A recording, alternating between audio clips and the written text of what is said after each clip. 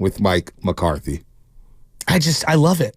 I just put them on the list of the team that's going to take, the NFC East, one of the 2 playoff spots from their undeserving division, and they're going to lose. They could win a game here, maybe 2. They're not beating any team in a significant game. Yeah. I can't take them serious Jerry Jones with McCarthy. As long as Jerry Jones is running the show, the Dallas Cowboys will forever fall short. He's not winning another Super Bowl unless he cedes power. But it's not just McCarthy. It's Jerry Jones, what I'm saying. And Dak. And Dak, too, but that's Jerry Jones empowering these guys. Dak played horrible. Yeah. That game plan stunk, but they're gone. No, I agree with that. They're not ready to play another playoff game. I totally agree. But to me, it's like, it's Jerry, it's Mike McCarthy, and it's Dak. I think it's also the quarterback. Yep. NFL Network Steve Wilkes, the key to stopping Jordan Love. The number one thing is we have to try to stop this run, to try to make a one-dimensional win. They're very effective running the ball. I think it just opens up the play action, and that's where you see, him being extremely effective in taking his shots down the field and finding an open receiver. So that's number one.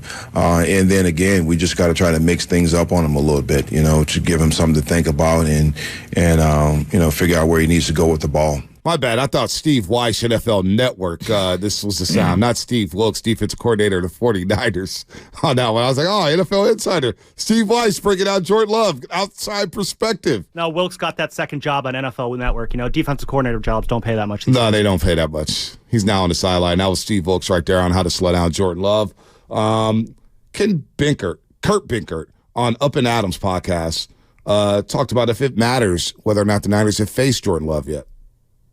I think it matters a lot. And I was going through this last night, looking at who have they played, and when's the last time the Niners have won a meaningful game or a game that gave them a little bit of a sweat? It's been over a month, right? Probably 7 weeks, almost 2 months. And I'm looking at it. The Packers have played playoff games essentially for the last 5 weeks.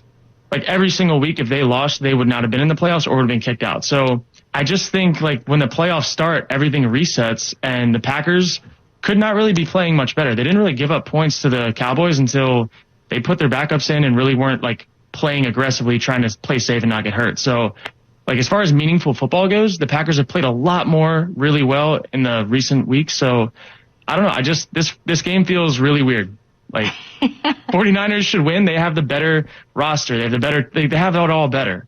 This game feel weird? No. I do like his analysis because I follow him on Twitter. Bankard, he does a really good job breaking down, because he was a part of the Packers for a while, just breaking down quarterback plays. And everyone's got different prerogatives, right? JT Sullivan, Bankard. What era did you grow up in? What offense were you in? That's how you see football. Who were your coaches? Who were the guys you played with? That's going to influence how you break things down. But I will say this. If the Niners were some unproven team who was it is their first rodeo and they took all that time off, I would be a lot more worried. Right. This is a battle-tested team. And what I also think that we're not accounting for on Green Bay's side is they've played physical football for 5 straight weeks, and we've seen the Niners, when you play a month and a half, 2 months of straight football, you get exhausted and broken and beaten. The game is violent. And so there is a rust, and I get it, and I understand it, but this Niner team has so many veterans, and they are so locked in, and I referenced this yesterday, when it comes to having a break in the schedule or being ready at the beginning of the year, this year, or at any point in the playoffs, going back, they've always been ready to roll. Yeah, and I expect them to be ready to roll. I do not expect them to come out and look flat for a half. Yeah, I'm kind of with you there. I'm with you there with everything. And not to mention Green Bay's coming off a short week. Yes. So they had to travel to Dallas, travel back home, and now you got to travel back to the West Coast, even though you gain a couple hours. It's a lot of football, a lot of travel. You think about what they've done at the end of the regular season.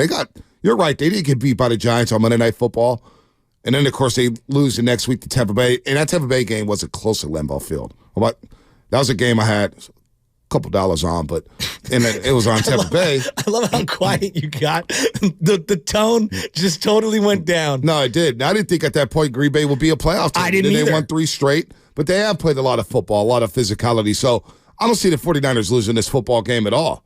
I'm having a hard time envisioning that. Well, that's where I think, quite frankly, I thought the Cowboys were better than what they were. I was wrong. They got dismantled by the Packers.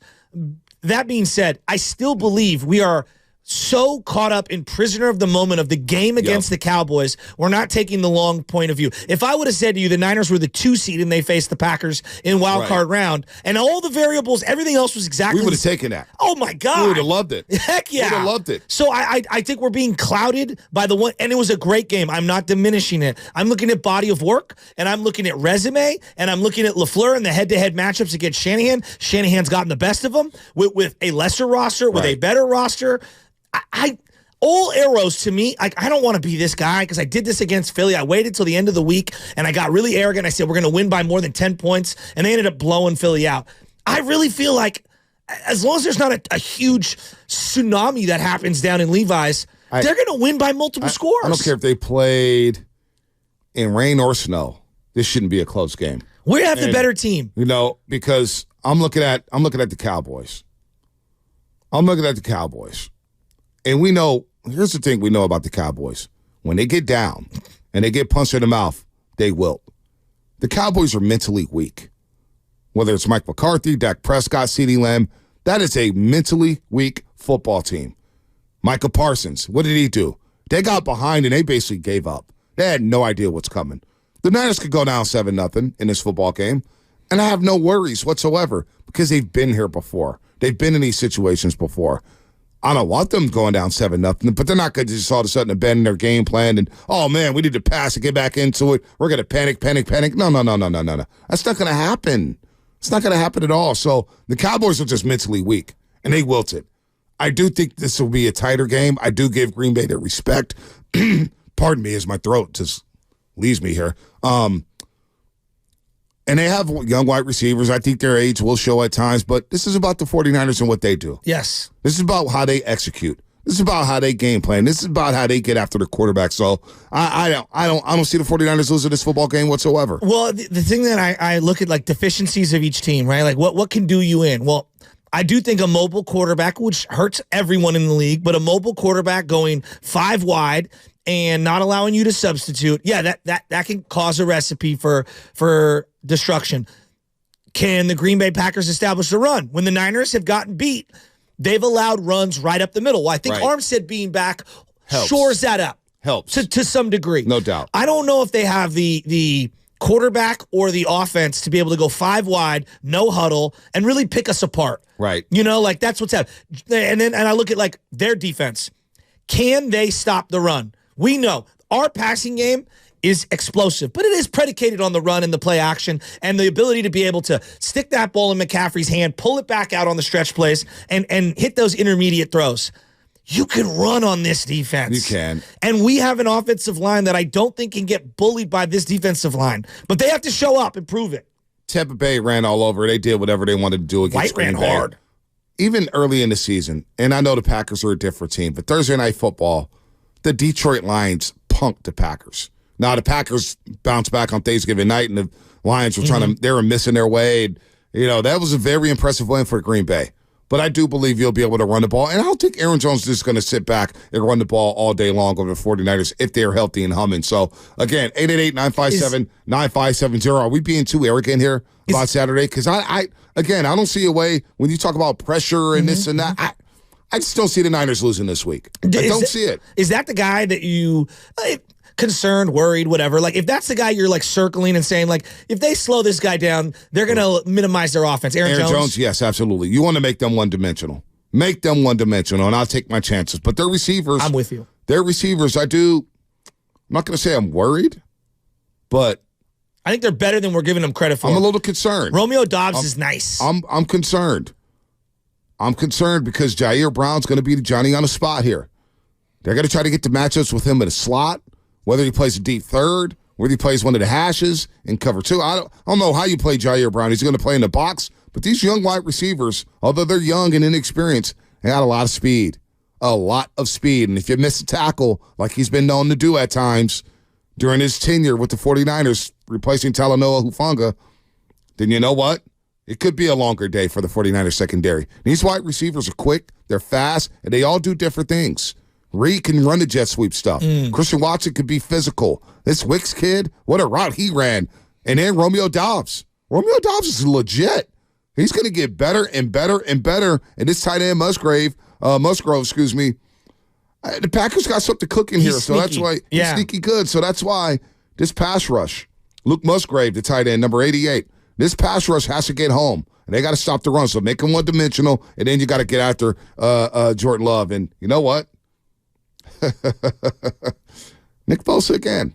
When you talk about pressure, to me, the most pressure on this team this Saturday is number 97. More pressure than Brock Purdy. Yeah, I said it. It's number 97. Well, the Myles Garrett is now out of the playoffs. I feel like the quarterback play did them in, and it changed the dynamic of that game. But he wasn't a huge factor in that game. Micah Parsons, did he do anything in that game over the weekend? He did nothing. Bosa has to show up. He did nothing. He absolutely has to show up, and they're going to need him. And I think when he gets after the quarterback and they're collapsing that pocket and they're making things difficult, they're just a totally different defense. Right. They are like, and I don't know, like we're saying that Jordan Love is very mobile and he likes to back up. Like Baldy was on this week and he said, hey, he likes to back up. Some guys like to go left and go right, back up. I'm okay with him backing up. I'm okay with that because I think that plays into our defense. Keep backing up. I want you to keep backing up. We have team speed across the board. Yeah, I agree there. 888-957-9570. Shasky asked me earlier today, who has more pressure on them this Saturday, Kyle Shanahan or Brock Purdy? And I like to rephrase it as who has more to prove? It could be Brock. Because when I look at the pressure for Shanahan's not going anywhere for the next at least 2 seasons, at the very least. Brock, we have no idea. Shanahan just mentioned to Nick Wagner, or Nick Wagner found out from ESPN.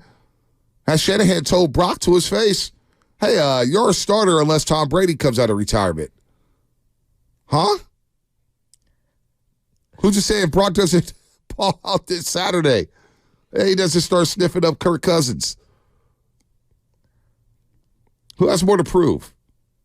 It does feel like the Packers are playing with house money in this one because of the expectations of heading into the season. I keep coming back to Shanahan, and I love Shanahan, but there is something to be said for like, dude, it's your best chance. There's no excuses. Everyone's healthy. You've had all the time off. You have the number 1 seed. You've got your quarterback. You're fully loaded on offense, fully loaded on defense. Look around you in the NFC. It's not like you have to go through a quote-unquote gauntlet of Hall of Fame quarterbacks and Hall of Fame coaches. If you're not going to win it this year, when? Like, I understand that. No one's saying like he's got to be fired, none of that stuff. But like, I do understand there is a ton of skepticism regarding Shanahan. I want him to shut up everybody who's a doubter of him, because I do believe he played a part in it, but also the quarterback play wasn't great. Yeah. And it goes hand in hand, his play calling with the quarterback play. But that's why I keep coming back to quarterback, coach, because all the times that they've fallen short, yes, there's been some defensive components. Tart, make a catch. Hey, stop 3rd and 19 or 3rd and 17 with Tyreek Hill. Like, there's a lot. I get all 3rd that. and 15. But quarterback play and head coach and aggressiveness, clock management, play calling, all the little things matter when you lose. All of them. McVay is at home right now because of Let me ask you something. Terrible clock management. Let me ask you, are you nervous right now? Why? You sound nervous. They can't lose this game. They just can't lose this game. You game. sound very, very nervous. They can't lose this game. You sound very worried. There's no excuses. I've been waiting all year for this team. They're loaded. So now it's Super Bowl or bust? Oh, I'm here. Yes, absolutely. Well, they're number 1 seed. They're number 1 seed. And I'm looking and I'm like, and I'm not disrespecting, but it's Baker, Goff, and Jordan Love. Hey, like, now's the time. It's always been Super Bowl or for bust you, yes, it has. And I was late to the party. party. Not for me. No, it's for a lot of people. When you have this now talent, I'm in the hot tub. No. When you have this talent and you come up close, like you did the last 2 seasons, it's always been Super Bowl or bust. Those are the expectations now with the Shanahan. That's done. But don't be worried. But I want to see him win one. Like, every time I see Sean Payton and I see Mike, they've won a Super Bowl and they've had horrific playoff losses, and it bugs me to no end that Shanahan is so good at what he does and he doesn't have the hardware that those other guys have. I just want a championship for the 49ers. Well, duh. And that's going to come with, I want Debo to win one just as bad as Shanahan. I want Trent Williams to win just as bad as Shanahan. Fred Warner. I want Fred Warner to win probably more than Shanahan. When I see Frank Gore on the sideline and he doesn't have that Super Bowl equity, it bugs me. That's one of my favorite players ever, and he doesn't have it. It just bugs me. Patrick Willis is going to be up for the Hall of Fame again this year, and they're going to be in a room, and you know what they're going to say?